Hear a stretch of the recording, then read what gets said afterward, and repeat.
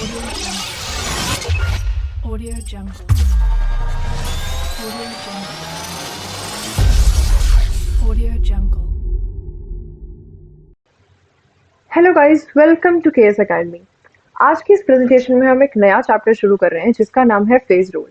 तो सबसे पहले देखते हैं कि जो गिब्स ने हमें फेज रूल दिया वो है क्या।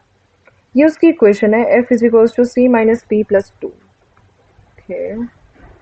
f is equals to c minus P plus two, जहाँ पे हमारा f होता है डिग्री ऑफ फ्रीडम, p होता है फेज और c होता है कॉम्पोनेंट। ठीक है, तो हम इन तीनों चीजों के बारे में अलग अलग करके एक बार बात कर लेते हैं, समझते हैं कि ये चीजें हैं क्या। सबसे पहले बात करते हैं फेज के बारे में। फेज आप सबको पता है, किसी भी सब्सटेंस का हम फेज किस हिसाब से बताते हैं, तीन चीजों से डिस्क्राइब करते हैं। सॉलिड, लिक्विड जिसे हम सॉल्यूशन कहते हैं, गैसेस। कैसा फेज है उस सब्सटेंस का, हम इन तीन चीजों से डिस्क्राइब करते हैं।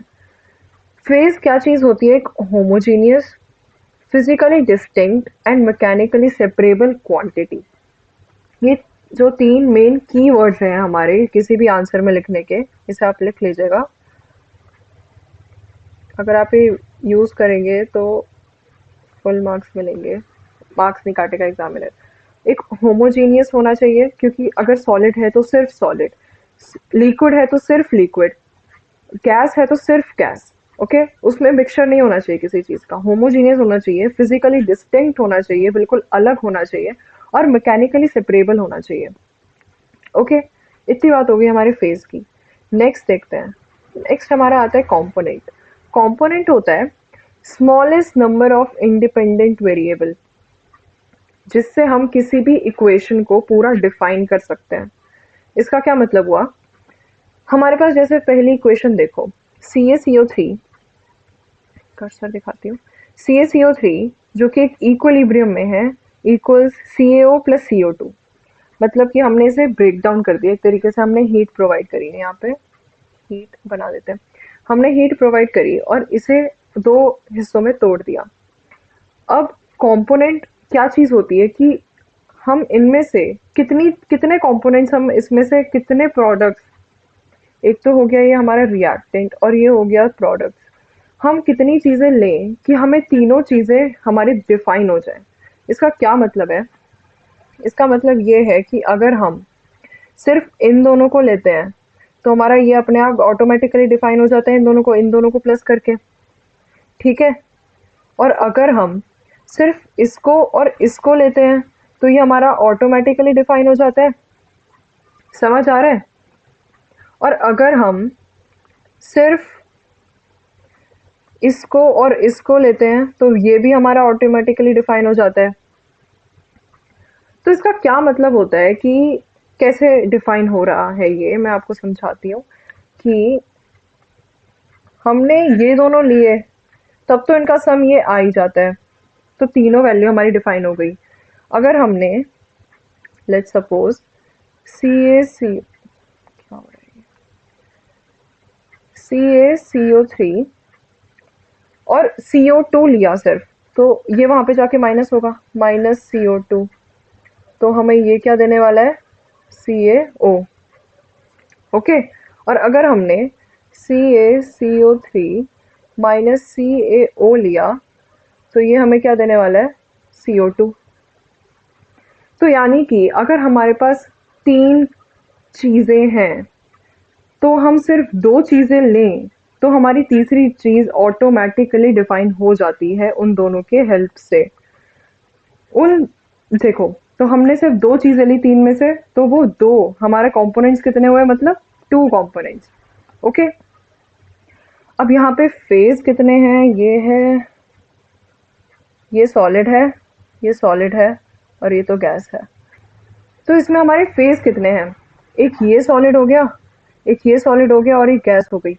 सॉलिड है तो सेम फेज, बट है दो बहुत अलग अलग सॉलिड्स है ना। तो फेज हमारे हो गए, तीन फेज हो गए यहाँ पे हमारे। कितने हो गए यार? एक तो मेरी राइटिंग, तीन फेज हमारे यहाँ पे हो गए। और कंपोनेंट हमने कितने लिए? दो कंपोनेंट लिए। तीन चीजों को डिस्क्राइब करने के लिए दो कंपोनेंट, चार चीजों को डिस्क्राइब करने के लिए तीन कंपोनेंट, दो को डिस्क्राइब करने के लिए एक कंपोनेंट और एक को डिस्क्राइब करने के लिए सिर्फ एक कंपोनेंट। इतना समझ आ रहा है? तो कंपोनेंट हमारे यहाँ पे हो गए दो। नेक्स्ट बात करते हैं नेक्स्ट एग्जाम्पल की। NH4Cl सॉलिड इक्विलिब्रियम में रहते हुए गैसेस में चेंज हुआ और फिर फर्दर वो चेंज हुआ अमोनिया गैस और HCl गैस में। ओके, अब बात करते हैं फेज की। फेज कितने हैं यहाँ पे? एक सॉलिड और gas gas gas gas gaseous में चाहे कितने गैशियस फेजेस हो बट वो माना एक ही जाता है, क्योंकि गैसेस डिफ्यूज हो जाती हैं, गैसेस आपस में डिफ्यूज हो जाती हैं। बट सॉलिड सॉलिड को अगर तो आप एक साथ रखोगे तो कभी डिफ्यूज नहीं होंगे, कभी मिलेंगे नहीं एक साथ। तो इसलिए सॉलिड के अगर दो सॉलिड सब्सटेंसेस हैं तो हमारे वो फेज दो हो जाएंगे। बट अगर गैसेस हमारे पास दो तीन है बट तो वो फेज एक ही रहेगा। तो इसमें टोटल फेजेस कितने हैं हमारे? दो। और कंपोनेंट्स जैसे कि यहाँ पे देख रहे हो, ये तो सेम ही कंपोनेंट है, NH4Cl सेम कंपोनेंट है। यहाँ पे क्या लिखा है कंपोनेंट में? Smallest number of independent variable. Smallest independent variable यहाँ पे एक्चुअली यहाँ पे इंडिपेंडेंट वेरिएबल NH4Cl एक वेरिएबल है। और फिर NH3 हो गया और HCl हो गया। मतलब कि हमारे पास तीन टोटल वेरिएबल्स हैं। ठीक है, तीन में से कितने कितने हम इंक्लूड करते हैं? दो। ओके, तो अगर हम सिर्फ NH3 और HCl लें, सिर्फ NH3 और HCl लें तो NH4Cl हमारे पास आ जाएगा। NH4Cl NH3 लें तो HCl आ जाएगा। NH4Cl और NH3 लें तो NH4Cl और HCl लें तो NH3 आ जाएगा। तो इसलिए हमारे पास कंपोनेंट भी कितने हो गए? दो। डिग्री ऑफ फ्रीडम का फॉर्मूला लगाते हैं, C minus P plus to, यानी कि 2 माइनस 2 प्लस 2 यानी कि 2। ठीक है, अब बात करते हैं हम डिग्री ऑफ फ्रीडम। तब से डिग्री ऑफ फ्रीडम है क्या भाई? तब से बातें करे जा रहे हैं इसके बारे में। डिग्री ऑफ फ्रीडम होता है minimum number of independent factors, minimum number of factors जो कि हमारी एक सिस्टम की कंडीशन को डिफाइन कर सकता है, उसे हम कहते हैं डिग्री ऑफ फ्रीडम। और वो फैक्टर्स कौन कौन से होते हैं? वो फैक्टर्स या तो टेम्परेचर या प्रेशर या कंसंट्रेशन। ठीक है, अब मिनिमम नंबर ऑफ मतलब कि इन तीनों चीज में से किन्हीं ही दो को हम, ये जैसे तीन चीजें हैं, इन तीन चीजों में से हम किसी भी दो को पकड़ते हैं और तीसरी चीज फाइंड आउट करते हैं। अगर टेम्परेचर प्रेशर को लिया तो उसकी कॉन्सेंट्रेशन क्या होगी, प्रेशर कॉन्सेंट्रेशन को लिया तो टेम्परेचर क्या होगा। तो minimum number of independent factors जो कि हमारे सिस्टम की कंडीशन को रिप्रेजेंट कर सकते हैं, उसे हम कहते हैं डिग्री ऑफ फ्रीडम। ठीक है, ये बात हो गई हमारे फेज रूल की। बट फेज रूल के कुछ एडवांटेजेस भी हैं और डिसएडवांटेजेस भी हैं। एडवांटेजेस क्या है फेज रूल का? कि एक तो हमें अलग अलग सिस्टम की अलग अलग degree of freedom find out करने में हेल्प मिलती है। ठीक है, तब से हम क्या कर रहे हैं? डिग्री ऑफ फ्रीडम ही तो फाइंड आउट कर रहे हैं इस फॉर्मूला से। यहाँ पे चलते हैं। फेज रूल की एडवांटेजेस क्या है? हमें अलग अलग डिग्री ऑफ फ्रीडम अलग अलग सिस्टम्स का एक्सप्लेन करने में हेल्प मिलती है।